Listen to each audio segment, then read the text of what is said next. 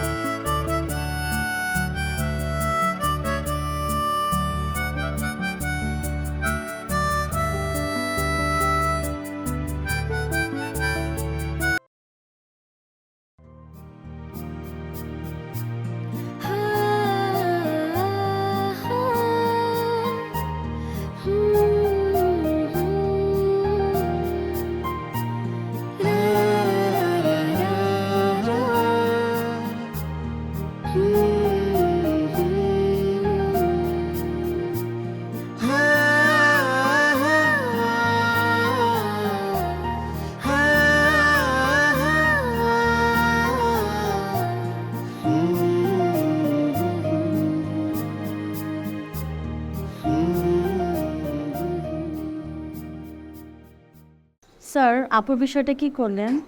কোন বিষয়? ওই যে আপুর পড়ানোর বিষয়টা, আপু তো ইংরেজিতে ফেল করে। তাকে ইংরেজির কি পড়াবো বলো, সে তো অনার্স করছেই।